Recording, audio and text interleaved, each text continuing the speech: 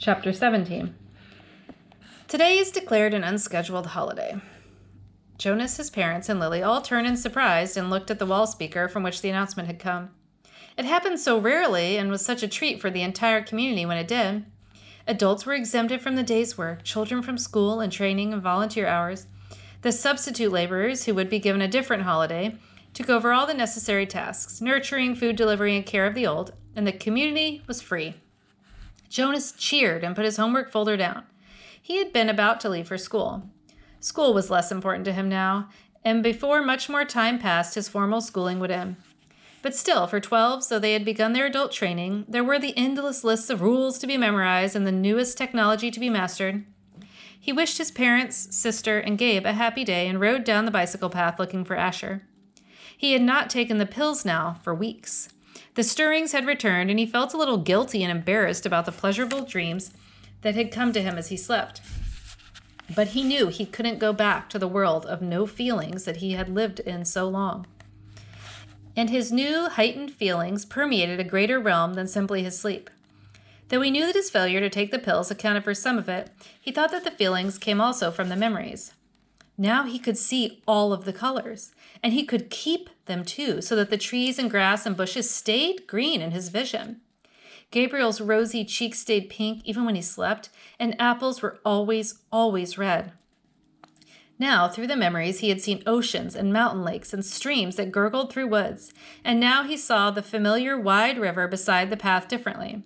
He saw all of the light and color and history it contained and carried in its slow-moving water, and he knew that there was an elsewhere from which it came and an elsewhere to which it was going.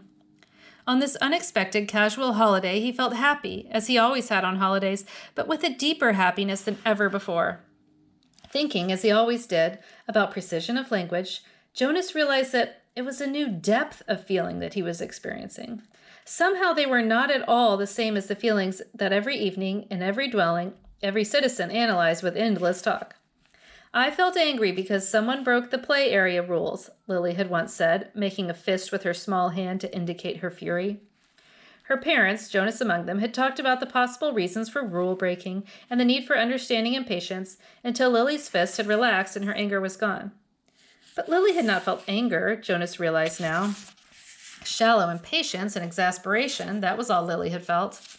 He knew that with certainty because now he knew what anger was. Now he had, in the memories, experienced injustice and cruelty, and he had reacted with rage that welled up so passionately inside him that the thought of discussing it calmly at the evening meal was unthinkable. I felt sad today, he heard his mother say, and they had comforted her. But now Jonas had experienced real sadness. He had felt grief. He knew that there was no quick comfort for emotions like those. These were deeper, and they did not need to be told. They were felt. Today, he felt happiness. Asher! He spied his friend's bicycle leaning against a tree at the edge of the playing field.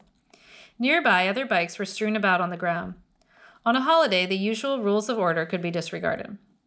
He skidded to a stop and dropped his own bike beside the others. Hey, Ash! He shouted, looking around. There seemed to be no one in the play area. Where are you? Pshh! A child's voice coming from behind a nearby bush made the sound. Pow, pow, pow! A female 11 named Tanya staggered forward from where she had been hiding. Dramatically, she clutched her stomach and stumbled about in a zigzag pattern, groaning, "You got me!" She called and fell to the ground, grinning. Blam! Jonas, standing on the side of the playing field, recognized Asher's voice. He saw his friend, aiming an imaginary weapon in his hand, dart from behind one tree to another. Blam! You're in my line of ambush, Jonas! Watch out! Jonas stepped back. He moved behind Asher's bike and knelt so that he was out of sight. It was a game he had often played with the other children, a game of good guys and bad guys, a harmless pastime that used up their contained energy and ended only when they all lay posed in freakish postures on the ground. He had never recognized it before as a game of war. Attack! The shout came from behind the small storehouse where play equipment was kept. 3 children dashed forward, their imaginary weapons in firing position. From the opposite side of the field came an opposing shout, Counterattack! From their hiding places, a horde of children, Jonas recognized Fiona in the group, emerged, running in a crouched position, firing across the field. Several of them stopped, grabbed their own shoulders and chests with exaggerated gestures, and pretended to be hit. They dropped to the ground and lay suppressing giggles. Feelings surged within Jonas. He found himself walking forward into the field. "You're hit, Jonas!" Asher yelled from behind the tree. "Pow! You're hit again!" Jonas stood alone in the center of the field. Several of the children raised their heads and looked at him uneasily. The attacking army slowed, emerged from their crouched positions, and watched to see what he was doing. In his mind, Jonas saw again the face of the boy who had lain dying in a field and begged him for water. He had a sudden choking feeling as if it were difficult to breathe. One of the children raised an imaginary rifle and made an attempt to destroy him with a firing noise. Phew! Then they were all silent, standing awkwardly, and the only sound was the sound of Jonas's shuddering breaths. He was struggling not to cry. Gradually, when nothing happened, nothing changed, the children looked at each other nervously and went away. He heard the sounds as they righted their bicycles and began to ride down the path that led from the field. Only Asher and Fiona remained. "What's wrong, Jonas? It was only a game," Fiona said. "You ruined it," Asher said in an irritated voice. "Don't play it anymore," Jonas pleaded. "I'm the one who's training for assistant recreation director," Asher pointed out angrily. "Games aren't your area of expertise, Jonas corrected him automatically. "Whatever. You can't say what we play, even if you are going to be the new receiver." Asher looked warily at him. "I apologize for not paying you the respect you deserve," he mumbled. "Asher," Jonas said. He was trying to speak carefully and with kindness, to say exactly what he wanted to say. "You had no way of knowing this. I didn't know it myself until recently, but it's a cruel game. In the past, I said I apologized, Jonas." Jonas sighed. It was no use. Of course, Asher couldn't understand. "I accept your apology, Asher," he said wearily. "Do you want to go for a ride along the river, Jonas?" Fiona asked, biting her lip with nervousness. Jonas looked at her. She was so lovely. For a fleeting instant, he thought he would like nothing better than to ride peacefully along the river path, laughing and talking with his gentle female friend. But he knew that such times had been taken from him now. He shook his head. After a moment, his two friends turned and went to their bikes. He watched as they rode away. Jonas trudged to the bench beside the storehouse and sat down, overwhelmed with feelings of loss. His childhood, his friendships, his carefree sense of security, all of these things seemed to be slipping away. With his new heightened feelings, he was overwhelmed by sadness at the way the others had laughed and shouted, playing at war, but he knew that they could not understand why without the memories. He felt such love for Asher and for Fiona, but they could not feel it back without the memories, and he could not give them those. Jonas knew with certainty that he could change nothing. Back in their dwelling that evening, Lily chattered merrily about the wonderful holiday she had had, playing with her friends, having her midday meal out of doors, and, she confessed, sneaking a very short try on her father's bicycle. "I can't wait till I get my very own bicycle next month. Father's is too big for me. I fell," she explained matter-of-factly. "Good thing Gabe wasn't in the child seat."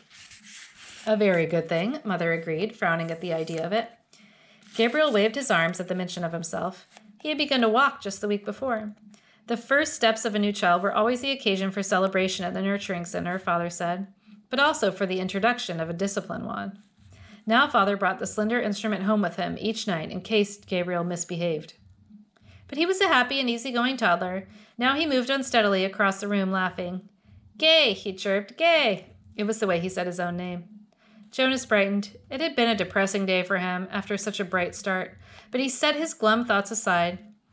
He thought about starting to teach Lily to ride so she could speed off proudly after her ceremony of 9, which would be coming soon.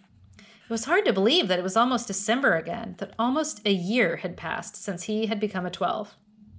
He smiled as he watched the new child plant one small foot carefully before the other, grinning with glee at his own steps as he tried them out. "I want to get to sleep early tonight," Father said. "Tomorrow's a busy day for me. The twins are being born tomorrow, and the test results show that they're identical." "One for here, one for elsewhere," Lily chanted. "One for here, one for else." "Do you actually take it elsewhere, Father?" Jonas asked. "No, I just have to make the selection. I weigh them, hand the larger over to a nurturer who's standing by, waiting, and then I get the smaller one all cleaned up and comfy. Then I perform a small ceremony of release and..." He glanced down, grinning at Gabriel. "Then I wave bye-bye," he said, in a special sweet voice he used when he spoke to the new child. He waved his hand in a familiar gesture. Gabriel giggled and waved bye-bye back at him. "And somebody else comes to get him? Somebody from elsewhere?" "That's right, Jonas Bonus." Jonas rolled his eyes in embarrassment that his father had used the silly pet name. Lily was deep in thought. What if they give the little twin a name elsewhere? A name like, maybe Jonathan.